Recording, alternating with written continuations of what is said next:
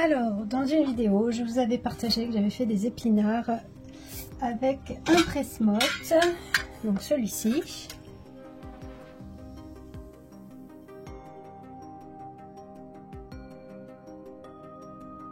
Voilà. Et je ne vous avais pas montré, je vais juste expliquer très rapidement, mais je ne vous avais pas montré comment j'ai fait pour faire mes petites mottes. Comme ça a bien fonctionné, je vous partage ce que j'ai fait. Alors là j'ai pris du terreau classique. Alors ça dépend, la quantité, ça dépend évidemment de combien vous voulez faire de mini-mottes. L'essentiel c'est surtout de faire attention au mélange. Donc en fait on va faire comme une pâte à gâteau. Hop, on met un peu d'eau. Et on va mélanger jusqu'à temps qu'on ait la bonne texture.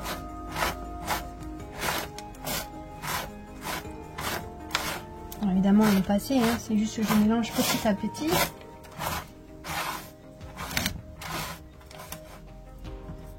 En plus mon terreau est relativement sec. Ça fait longtemps qu'il est dans le bac.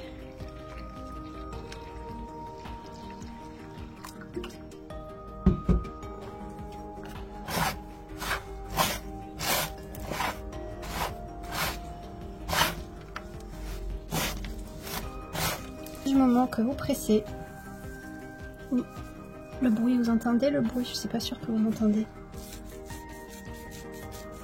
Ça, c'est bon, ça veut dire qu'il y a bien de l'humidité. Et quand on arrive à faire une motte en pressant bien à la main comme ça, c'est que c'est bon. Alors, on peut la terre, on appuie, ça va remplir les alvéoles. On presse un peu pour être sûr. Voilà, ça, la motte elle est bien mise. Alors moi ce que je fais, je rajoute de la terre par dessous et je lisse pour être sûr d'avoir une bonne beaucoup de terre dans la motte. J'aime pas trop quand il y a de l'air. Vous voyez là c'est bon, et en plus le mélange est super parce que ça reste en place. Donc ça reste en place, c'est que c'est bon. Donc voilà, donc là le presse-motte il est prêt à être utilisé et je vais déposer mes mottes dedans. En plus ça fait pile poil, il faut trouver le bon contenant, mais après c'est bon. Je presse bien. Je peux mettre un peu plus vers là, sinon vous n'allez rien voir. Donc il faut bien presser pour que la motte elle soit bien compacte. Et après on soulève. Et voilà. Je vais vous montrer.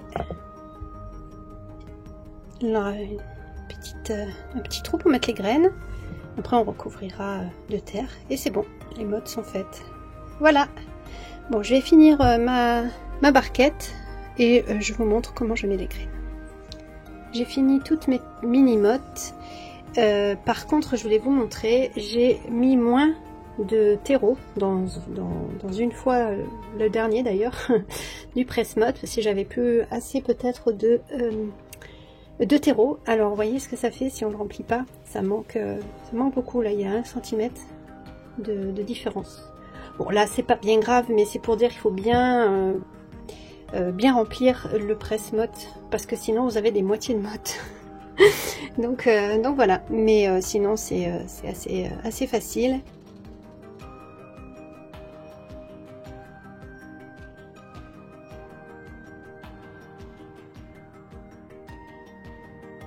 Donc c'est du céleri branche. Alors c'est des toutes petites graines, donc en fait ce que je fais c'est que j'essaye d'en mettre le moins possible. J'en mets 2-3 graines à peu près.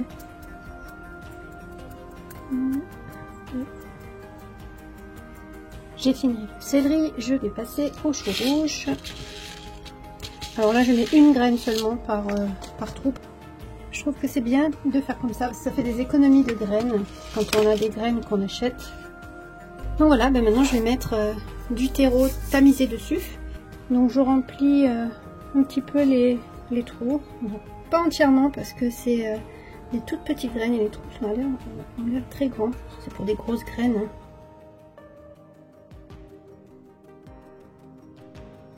Et voilà.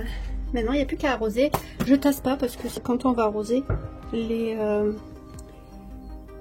l'eau va tasser de toute façon.